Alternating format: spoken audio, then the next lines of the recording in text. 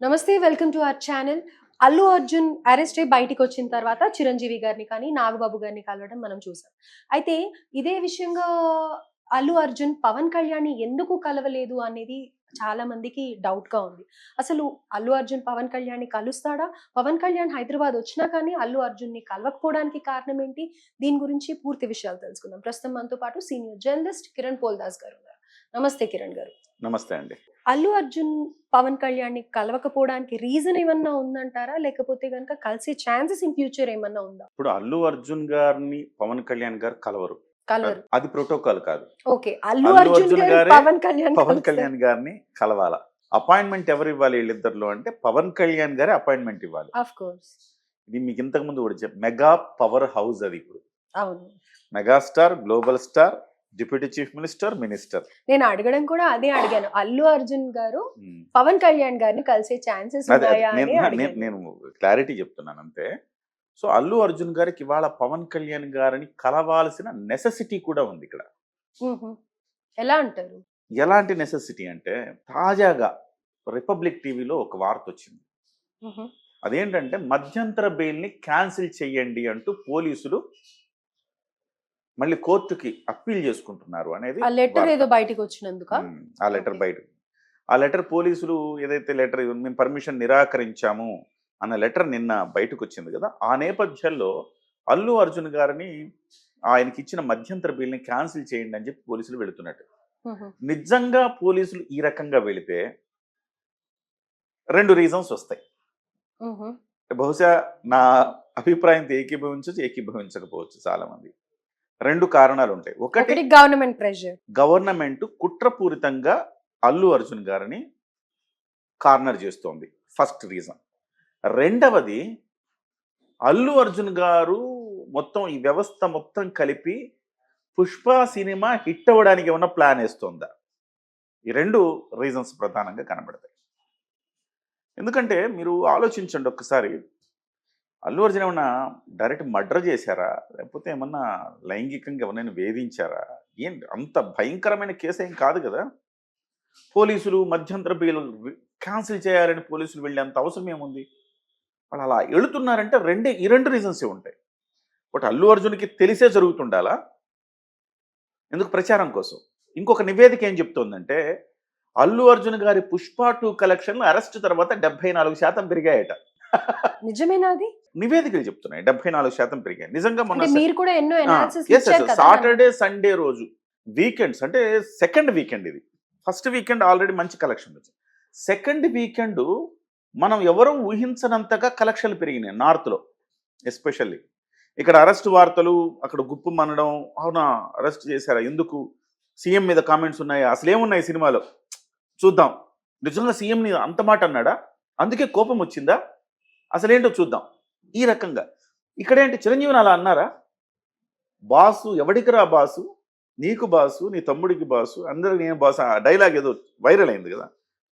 ఇది ఒక publicity stunt ఎందుకు కాకూడదు? చిరంజీవిని అంత మాట అన్నాడా అని థియేటర్కి వెళ్ళి చూసిన వాడి వాళ్ళు మీరు అబ్జర్వ్ చేస్తే ఆ డైలాగు ఉందని చెప్పి అనగానే వెంటనే రియాక్ట్ అయ్యి లేదు ఆ డైలాగ్ అని ప్రెస్ మీట్ పెట్టి చెప్పాలిగా, చెప్పలా, పోనీలే అనుకున్నారు. ఎందుకంటే చూసినోడు చూడనోడు మళ్ళీ అవును నేను మిస్ అయిపోయినట్టున్నానే ఆ రణగుణ ధ్వనుల్లో అని ఇంకొకసారి చూస్తాడు. లేటర్ డిలీట్ చేసేసారు కదా సీన్. అంటే కొంత సీన్లు ఉన్నాయి, అంటే లేవట, కొన్ని బయట వచ్చినంత వైరల్ గా లేవట అది. సో దానికోసం ఏంటంటే ఒక రకంగా అక్కడికి సినిమాకి ఎక్కుతారు జనము.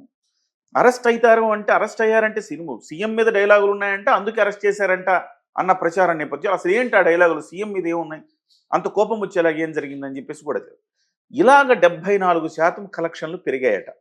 పబ్లిసిటీ స్టంట్ అది కావచ్చు, లేదా నిజంగానే గవర్నమెంట్ ఆయన్ని కార్నర్ చేసి ఉండొచ్చు కదా. సో ఇప్పుడు నిజంగా గవర్నమెంట్ కార్నర్ చేసి ఉంటే ఈ 2 సాధారణ పరిస్థితులు అయితే కనపడట్లేదండి నాకు. ఒక అసాధారణ పరిస్థితి కనపడుతుంది నాకు. ఆ ఇష్యూను కూడా మనీ మేకింగ్ ఇష్యూగా మార్చేసుకుంటున్నారా అన్న ఆ కోణంలో అనుమానం కూడా కలుగుతాం. ఎవరు చేసుకుంటున్నారు అంటారు? ఇంకెవరండి, సినిమా వాళ్ళే. సో ఒకవేళ నిజం కాదు, వాళ్ళు చాలా సచ్చీలురు, వాళ్ళు అలాంటి పనులు ఏం చేయలేదంటే గవర్నమెంట్ అన్న కార్నర్ చేస్తున్నట్టు. ఎందుకంటే గవర్నమెంట్కి అంత ఇంట్రెస్ట్ ఏంటి? నిన్న కూడా మనం ఒక వీడియోలో మాట్లాడుకున్నాం. మోహన్ బాబు మీద లేని ఇంట్రెస్ట్ అల్లు అర్జున్ మీద ఏంటి అంత ఇంట్రెస్ట్? వాళ్ళు ఏం చెప్పదలుచుకున్నారు సమాజానికి? ఇది. సో ఇప్పుడు గనక నిజంగా గవర్నమెంట్ కార్నర్ చేస్తే కాపాడే శక్తి ఒక్క పవన్ కళ్యాణ్ గారికే ఉంది. కాబట్టి ఇన్ఎవిటబుల్ ఖచ్చితంగా పవన్ కళ్యాణ్ గారిని కలవాల్సిన అవసరం ఉంది. పవన్ కళ్యాణ్ గారిని కలిసి ఇది అని చెబితే గవర్నమెంట్ నిజంగా కక్షపూరితంగా వ్యవహరిస్తుంటే డెఫినెట్గా అటువైపు నుంచి, ఎందుకంటే సత్సంబంధాలు ఉన్నాయి. అటు కూటమి ప్రభుత్వానికి ఇటు రేవంత్ ప్రభుత్వానికి సత్సంబంధాలే ఉన్నాయి. గతంలో జగన్మోహన్ రెడ్డికి కేసీఆర్కి సత్సంబంధాలు ఉండేవి. కానీ 2014 నుంచి 19 వరకు కేసీఆర్కి చంద్రబాబు సత్సంబంధాలు లేవు. సో ఇప్పుడు ఉన్న ప్రభుత్వాల మధ్య సత్సంబంధాలు ఉన్నాయి. కాబట్టి రేవంత్ రెడ్డి గారు అంత కక్షపూరితంగా అరెస్ట్ చేయాల్సిన అవసరం ఏముంది? అదే కదా ఇక్కడ పాయింట్. అంత అంటే కక్షపూరితంగా అందరూ చూపించేది స్టేజ్ మీద పేరు మర్చిపోవడం. ఆఫ్టర్ ఆల్ అంత చిన్నదానికి ఇంత చిన్నదండి, పెద్దగా యాదృచ్ఛికం కావచ్చు. ఎవడి ఎంత మెమరీ ఉన్నా కానీ పొరపాటు జరగడం అది పొరపాటు, తప్పు కాదు. పొరపాటు సహజం. తప్పు అనేది ఏమైనా చేస్తే పశ్చాత్తాపడాలి. పొరపాటు చేస్తే అది సహజంగా అందరూ చేస్తారు. మీరు చేస్తారు, నేను చేస్తాను, అందరూ పొరపాటు. దానికోసం రేవంత్ రెడ్డి గారు ఇంత రెచ్చిపోయి పోలీసుల చేత ఇంతలా యాక్షన్ తీసుకుంటారంటే అది నేను నమ్మను. నేను చెప్పాను కదా ఈ 2 రీజన్స్. ఒకటేమో సినిమా హిట్ కావడం, రెండోది ఏంటంటే బిహైండ్ ద సీన్ కొన్ని రీజన్స్ ఆయనకంటే ఆ సీఎంలు దాని మీద ఆయన మీకు ఆజ్ తక్ ఇంటర్వ్యూలో ఆయన ఏం చెప్పారు, మీకు ఇష్టమైన స్టార్ ఎవరండి అంటే నేనే ఒక స్టారు అన్న ఒక రకమైన అహం కనిపించింది రేవంత్ రెడ్డి గారిలో కూడా. సో ఆ రకమైన స్టేట్మెంట్ని జనం ఎవరు అంత మంచిగా రిసీవ్ చేసుకోరు.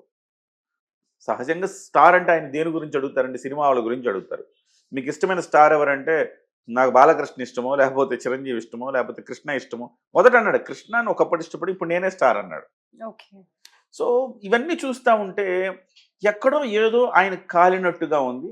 సినిమా ఇండస్ట్రీ అంతా నన్ను ఎవ్వరూ కూడా గౌరవించట్లేదన్న ఒక బాధ రేవంత్ రెడ్డి గారిలో ఉన్నట్టుగా కనపడుతుంది అనేది మనకు వస్తున్న ప్రచారం.